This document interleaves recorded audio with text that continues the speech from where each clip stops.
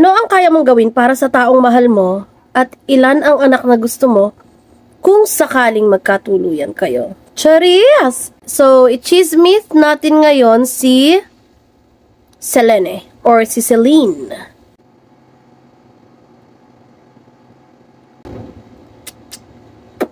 Si Selene ay anak ng Titans na sina Thea at Hyperion. Si Hyperion ay depicted as the Titan of Light. Ito naman si Thea ay associated with a clear blue sky. Ilan sa mga kapatid ni Selene ay sina Helios na God of Sun at itong si Eos na End of School. Sure.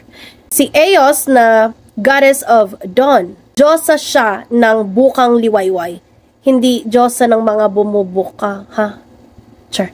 Sa kanilang magkakapatid, si Selene di umano ang pinakamaganda dahil sa kanyang kulay, dahil sa kanyang mysterious na kulay, at dahil di umano sa kanyang buhok na silver ang kulay or may silver lining na walang split ends, ganon. Kaya siya gustong-gusto ng mga tao. Every night, lumalabas yung mga tao para tingnan ang kanyang majestic beauty. May feeling na binibigay itong si Selene na sa paglabas lang niya nararamdaman ng mga mortals. And even the gods and goddesses. Bagamat marami siyang naging manliligaw, katulad ni Zeus at ni Pan, pero ayaw niya. Busted sa kanya itong mga to. Kasi ang gusto ni Selene ay isang mortal. Tuwing gabi ang mga tao, lalo na ang mga travelers, ay ginagawang gabay itong si Selene. Isang gabi, nag-e-explore itong si Selene at nakita niya ang isang mortal. Napaka-energetic, napaka-yummy, ng muscles. Sabi niya, pogi. For the who ang person na ito. Ito namang mortal na ito, lagi nakatingala kapag gabi. Pinakikita niya ang kanyang admiration. Kinakantahan niya, tinutulahan niya, and most importantly, pinakikita niya na komportable siya kapag lumalabas si Selene. Natutulog siya ng sobrang himbing. So na-curious ang ate mo Selene. Ang pangalan ng shepherd na ito ay si Endymion. One time, natutulog ng mahimbing itong si Endymion dahil sa sobrang pagod niya kaaalaga at kababantay ng kanyang mga hayop. Ay bumaba mula sa kalangitan itong si Selene. Tinitigan niya, nilapitan niya.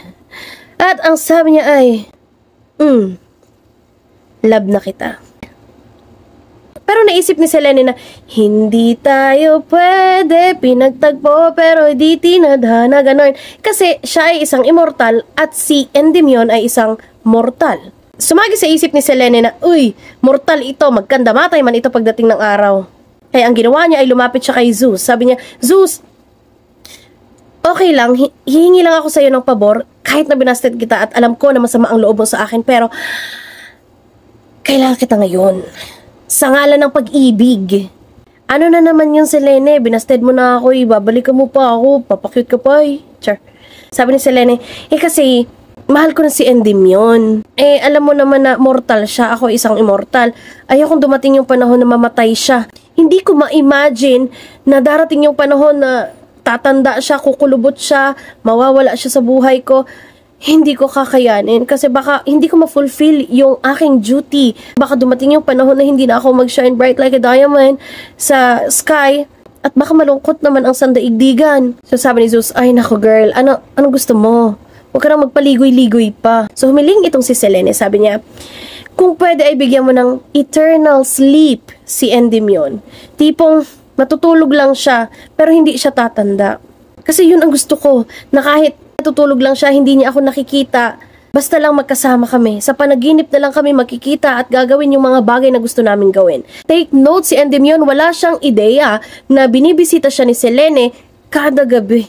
Ang alam lang niya, mahimbing ang kanyang pagkakatulog, hindi niya alam na nag-e-exist ang Moon Goddess. Sabi ni Zeus, sigurado ka ba dyan sa hinihiling mo?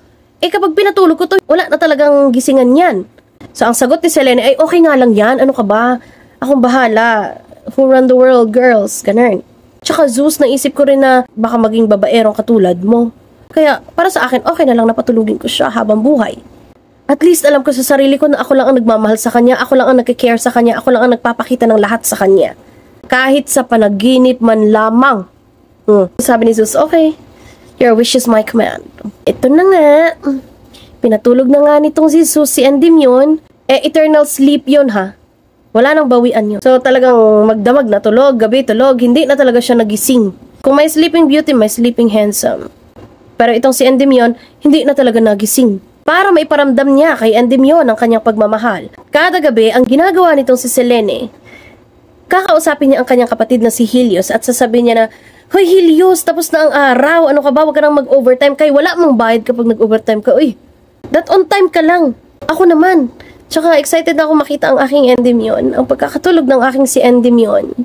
At dahil nga sa gabi lang lumalabas itong si Selene, tuwing nakikita niya itong si Endymion, pagkakataon na, sasalakay na siya. At whatever, rated SPG. Sa gabi, ganun ang gagawin. Pagtapos ng kanyang duty, aakyat na ulit siya sa kalangitan at buntis siya. Paulit-ulit na ganun. Bababa, aakyat, buntis, mga anak, ganun. According to some versions, naka 50 plus siyang anak mula dito kay Endymion. At si Endymion, wala nga siyang kaalam-alam. Wala siyang kamalay-malay na gano'n na pala ang ginagawa nitong si Selene. So hanggang ngayon, maaaring tulog pa si Endymion. And by the way, mula sa kwento ni Selene, hango ang salitang selenophilia. Kapag sinabi nating selenophilia, ito yung kapag pumupunta ka sa isang kainan tapos selenophilia mo na yung mga kung ano-ano nakahanda doon na lumpia, ganun. Charot. Seryoso na. Kapag sinabi nating selenophilia, ito yung fascination with the moon. At kapag naman sinabi nating selenophile, ito yung mga tao na lovers ng moon or moon lovers. There's a lover's moon tonight. Ganun. Ang Selene naman ay mula sa Greek word na selas, nang ibig sabihin ay light or brightness, o kaya naman ay mene o mean, na ang ibig sabihin ay moon. Pero nga sa Roman mythology, si Selene ay si Luna. Yes. Are you a selenophile? 'Cause I am. Yeah, look at my face, huh? It's like a... Never mind.